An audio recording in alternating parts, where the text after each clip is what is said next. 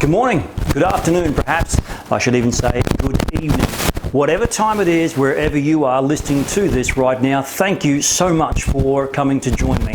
My name is Paul Bars from paulbars.com.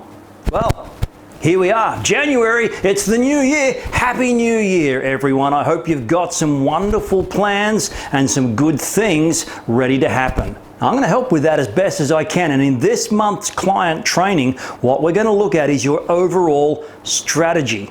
Now this video is going to be a little bit longer than most. There are 7 different steps along the way, each one which, as we go through them, will probably be somewhere around 5, maybe 6, 7 minutes.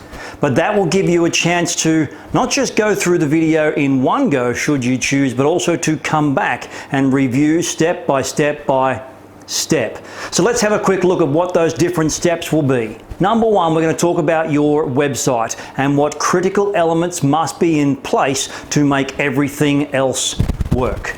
Then number 2, what to test, what to track, what to measure so we can compare our efforts with our results with our goals. Number 3, we're going to look at effective email marketing. Number 4, your social media strategy. Number 5, your search engine, your SEO strategy. Number 6, your content strategy. And then number 7, Google and Facebook remarketing. So you've got your pen and paper handy, sitting back, comfortable, ready to go. This is your marketing strategy for the upcoming year. Let's get started.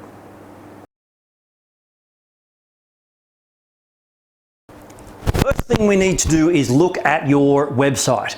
Most importantly, this is so important, technically and secure and fast. Now, if you're hooked up with Google Search Console, you can make sure that you're meeting the Google standard on all of these things. And when you do that, be sure to get yourself set for notifications. Part 2 of this is mobile responsive and mobile friendly. Again, Google Search Console will give you these answers. It's a vital part of making sure that your site is technically ready for customers. I'd also like you to make sure and do a review of your content. I want you to check, are you providing just sales information, or are you providing great content pages that answer questions, that fulfill customer queries, pages and information that is insightful, that is useful? These things are incredibly important. And then finally, across the content scheme, I want you to ask yourself and look at your blogging strategy. Now, at minimum, we should be blogging once a month, at minimum. Twice a month is better, 3 if we can, or as I like to say, as often as possible. Now, you'll see as we go through this entire marketing strategy that when it comes to blogging and the content pages on your website, they fit in all over the place. These are not just one-time things. They serve not just one purpose, they serve many purposes. So when it comes to your website, yes, it's got to be fast, it's got to be secure, it's got to be mobile friendly, that's the minimum. But you've also got to be providing incredible content, both through blogging and also authoritative information pages. Number 2 on our list is testing, tracking and measuring. Oh boy, this is so important. This is one of the first things that you should be doing, along with making sure you've got a good content strategy. Before you do anything at all, anything further, any marketing of any kind on your website, you need to determine what your conversion points will be. I mean, how are you going to measure success? If you've got an e-commerce site, well, it's easy. It's the sale, it's the money in the bank. But most people don't run an online shop. They're looking for, an inquiry. They're looking for a phone call, something like that. You need to decide what these will be and then set up a way, perhaps through Google Analytics, to test, track, and measure those results. You also need to implement multiple conversion points across your website. Call to action buttons, contact us, subscribe, and so on. Not just the form, but look at it. If there's a good information page and it states all the benefits of your product or service, and you then ask them a call to action, ask them to contact you, and they click that button, that's a mini conversion. Then they go through to the contact form. If they submit it, that's the ultimate conversion. But what if they click the button and don't submit the form? You need to know these by testing, by tracking their action throughout the site. Maybe you need to have the form on the bottom of the page. Maybe as well. That can be a comparative test between two different pages. You should, as I hinted beforehand, set up your goals in Google Analytics. Now, when you set up your analytics, or when we do this, of course, for clients, that's the very first thing we do. We set up the goals. We set up just those basics of time on site, page views to make sure people are actually looking at things along the way. But we also set up the more advanced ones, like I've just told you, event-based goals, action-based goals as I like to call them. They took an action and it triggers it as an event in your analytics. And then each month you sit down, you have a look at the numbers and you review and you go, well, if we had 25 people look at this page for this product or service, we had 12 of them click the contact button, but only 2 actually contacted us, or none. What does that tell you? Well, it tells you that something isn't quite right. What that would tell me, first of all, is let's put the contact page, the form, on the bottom, a unique form that you can test, track, and measure. And let me just say this, folks, when it comes to a lot of you using WordPress-based websites, your contact forms, yes, you can set them up as an event. They click submit. But it's much, much easier if you set up your goal as a sort of a landing page goal. They click submit, they go through to a thank you page. I personally like that as a consumer better. I know my form has been submitted, and on the thank you page, what do I have there? I have some options. While you're waiting for us to get back to you, please check out our latest blog post, or have a look at this video, or download this PDF fact sheet, whatever it might be. There are more opportunities to be able to reach out to your customers and convert them. But it all begins with testing, with tracking, and being able to measure your results. Here we have number 3 on our list is email marketing and your newsletter. Now, if you're on my customer list, you've received this as a client training video. And we do this for a lot of our clients. If we're not yet doing it for you, please give me a call. We'll get it into action. Make sure you're getting things out there. But there's a lot of people out there saying, hey, email, it's dead. Really? Is that why all the big companies still use email to get in touch? Now, yes, I know the open rates aren't anywhere near as good as they are, but you need to understand this quickly about email. If your open rates are not as good as they used to be, you're going out, you're getting a 10%, 15, 20% open rate of your email, does that mean your email sucks? No. It means your subject line sucks. So that's what you need to work on. Then within the email, the body of the email, people need to take action. You need to have some way that you can track those actions. How long do they spend reading? Do they click a button to read more on the website? Whatever it might be. If they're not doing that, then the body content of your email, well, it needs improvement. But there are some basics that you really should follow along the way. The very first of these is to be able to segment your customers. So let's say we have a customer list. Here we go, this is our customer list, it's this big. And we send an email to all of our customers, even though it's only relevant to some of them. No. You need to look at your products, you need to look at your services, and you need to find some way to segment that list so that when you send an update, it only goes to those relevant customers. Does that make sense?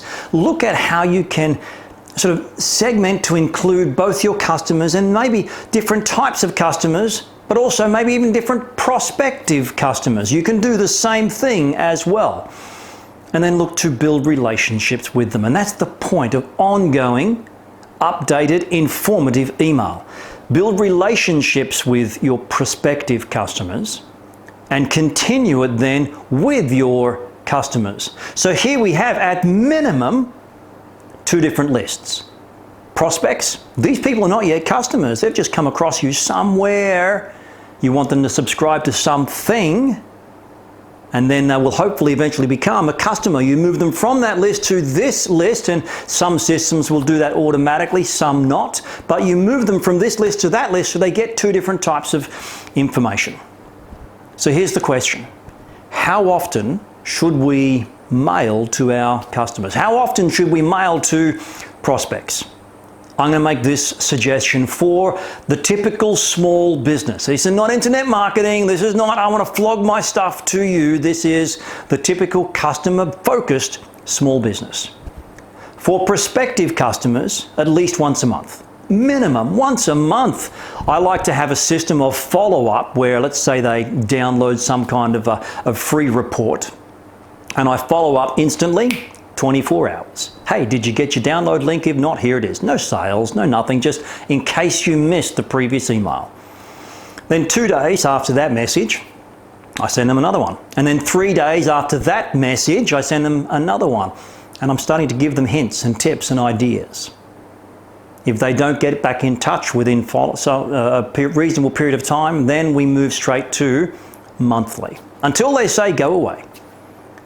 But when they become customers, it really depends on the cycle, the buying cycle of your product or service. I mail my customers once a month, but at minimum it should be once every 3 months. At minimum. I give them hints. I give them tips, just like this. You can do the same. Let's look now at section 4, social media. We're talking Facebook, Instagram, LinkedIn, wherever it is that your customers are. That's the key to good social media use. Now, you need to look at this in a strategic, step-by-step process, because everybody's screaming about social media at the moment. And again, this is something that we do for many of our customers. The very first thing you should do is what? Pimp your profile. Make it look good. Look at each of the different platforms. Go to the settings up of the profile and make sure you've done absolutely everything, and that your graphics and that your images and that your branding is consistent from one place to the other, which should ideally be, of course, the same as your website, using your brand colors. Once you've done that, I want you to start posting, if you're not yet, regularly. Use schedulers to automate some of this. I like to sit down at the beginning of each month, and I do this for myself, my own website. I do this for a couple of clients as well. And I will go through and I schedule an entire month worth of social media posts. Now, these are the general posts. They are both my own content and other people's content, or my clients' content and other people's content, as long as they're not local competitors, of course. I make sure that the content I post is informative, is interesting to their potential customers and their actual customers as well. It has to serve the needs of both.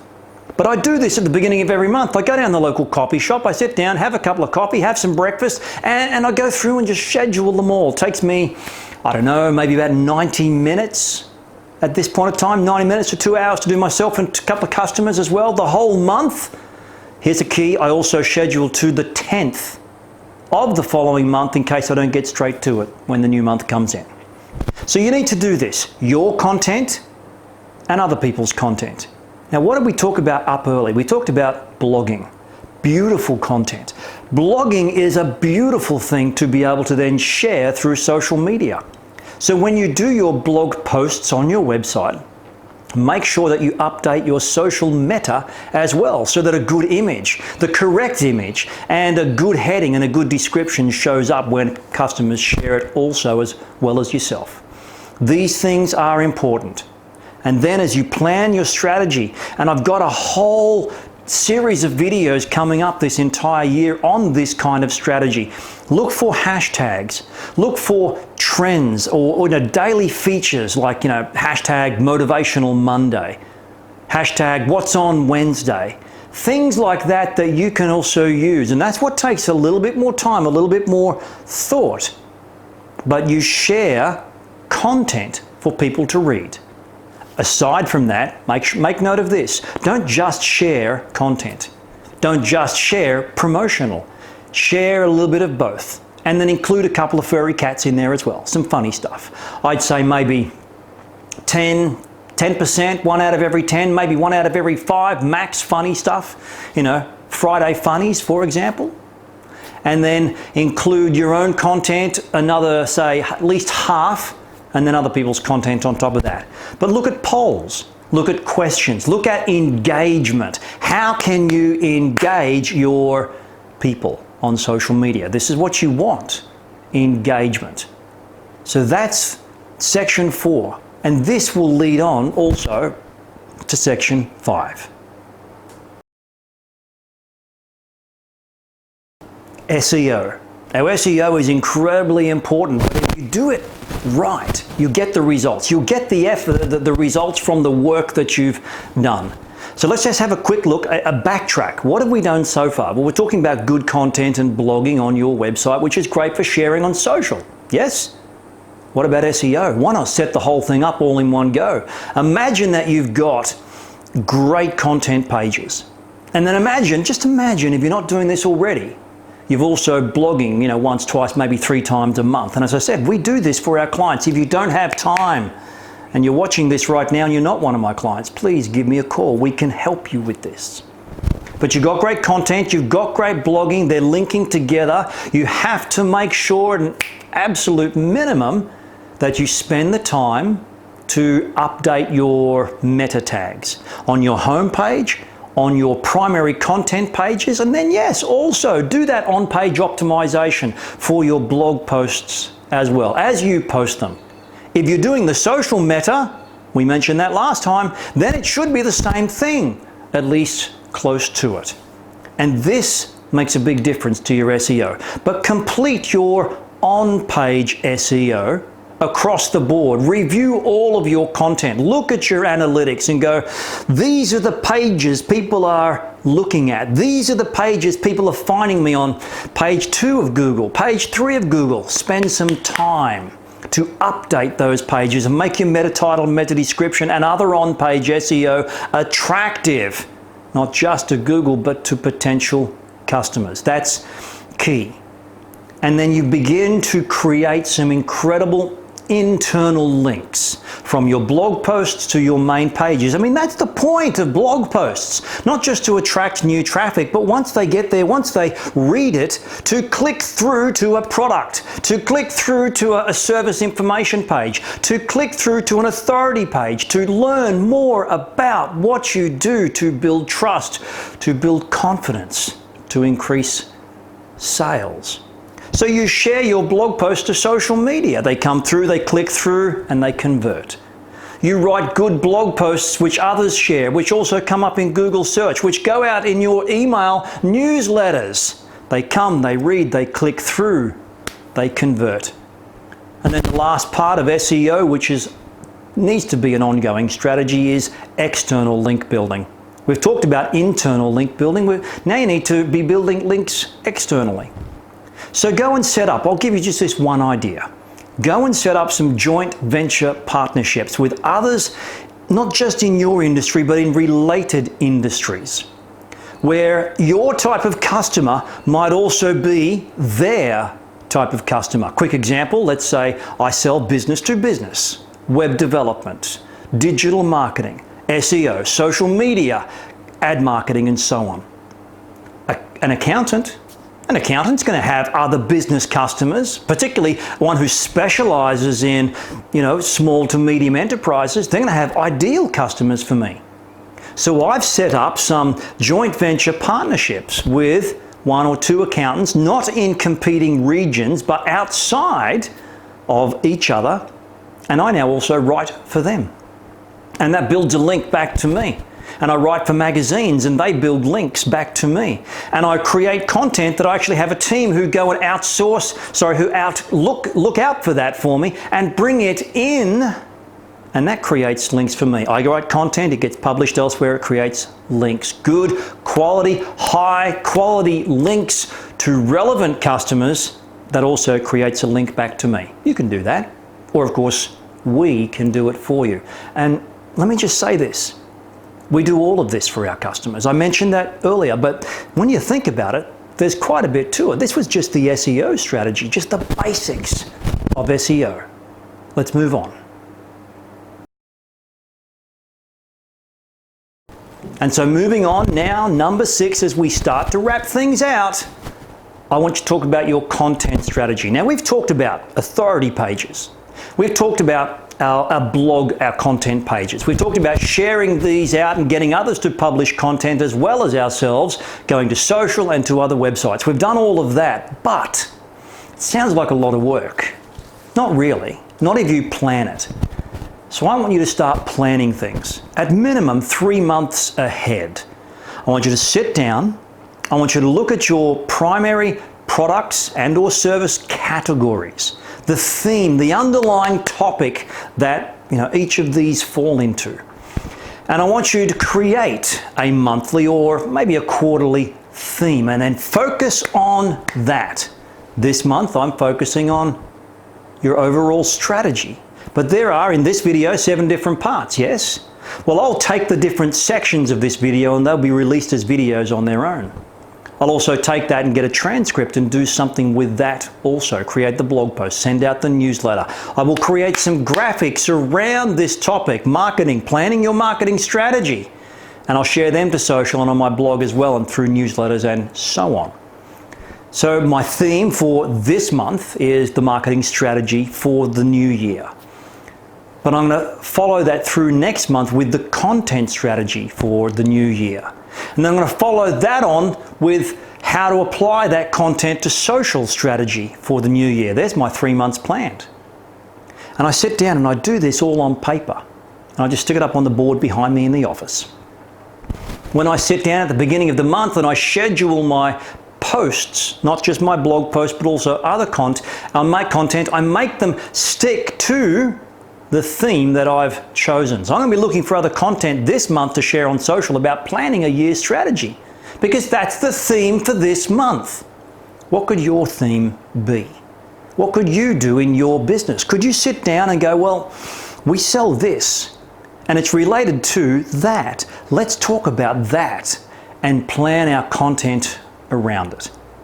And just remember, when you're doing that, when you're creating your plan, always factor in holidays, always factor in special events. Look for opportunities and dates and relevant hashtags that you can use. Look for trends around sort of content themes that you can use to engage people with. Because that's what it's all about, folks, engagement. If you can get the new customer to engage with you, it's going to make such a big difference. So if you haven't yet, plan your content. Or what? Sit down with me, give me a call and we'll plan it out together. I know I can help you with this. Well, you just wait till next month's video, yeah? All right, grab your pen and paper. If you haven't already taking notes, let's finish this off with number 7.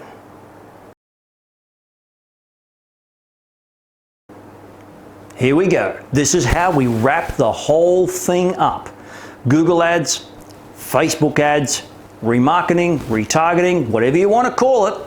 It's about getting back in touch with people who've already looked at you but just haven't quite made the grade. They haven't contacted you, they haven't converted, they haven't something. So what do we do? Well, let's just quickly wrap up. What have we done so far? We've got good content pages. That's the first review. Our site is technically correct. It's fast. It's loading well on mobile. It's easy to read. We've got content. We've got blogging. We're sharing to social media. We've got a good strategy. It's going out by email. But some people look at it and still don't contact us. So what do we do? Well, at minimum, we run Facebook remarketing and retargeting through both Facebook and Google Ads. We set it so that anyone who has looked at our site, who's actually come from out there, all these different places, they come in, they come to our site, but then they leave again, and we hit them up with another ad. We ask them to come and look at a specific page. I think we should also, change our ads regularly, monthly, so that maybe your new blog post becomes your featured ad for the month. Or maybe you're running some specials and that's the feature for the month. But whatever it is, wherever they've come from to your site from, you now retarget them with an ad through Facebook and through Google, both, so that they see you, so that they get a chance to come back. And there are so many different things that you can do this. This is just the minimum, the absolute minimum that you should do. And if you're struggling, give me a call. We'll do this for you. But I want you to look at this overall system. Let's just think about that for a moment. Good content, blogging, email, social, fast-loading website, and remarketing and retargeting ads to get people back. Making sure that across the board you are testing, you are tracking, you are measuring, so you know what works, so you know what doesn't, and you can improve on it next month. Now I know it sounds like a whole bunch of work. And yes, it is. It's about 15 to 20 hours work a month. It is 15 to 20 hours work a month. So if you've got staff, they can do it for you, or we can help. But that's the plan. That's the strategy. That's what I believe you should be doing in your business this coming year. Get that set up. Spend a month or 3 to get it set up. And then it just runs like clockwork. Let me just finish off with this. What do we do once all of this system is set up? What do we do? Well, once a month, you sit down and you create some new content. For example, I use this video, but you create content around whatever your topic is, and then you publish it. Around that new content, you're using your remarketing to get people back because they see it. Maybe they haven't seen it, so you ask them to come back and take a look. And that's it. That's literally it. You create some content and you send it out through social, through email. It gets picked up by search and also retargeting. That's it. And as long as everything is in place, oh boy, it's beautiful. It's beautiful. And that's what you need to set your sights on for the coming year. All right, my name is Paul Bars from paulbars.com. Sunshine Coast based, lots of clients around Southeast Queensland. Thank you so much for joining with me to watch this video. I hope you got something from it. Hope you took some notes. I'll see you again next month for our upcoming video, which will be on content strategy, how to plan everything out. Have a great day. Have a great week. All the best for the new year. And I'll talk to you again soon. Bye-bye.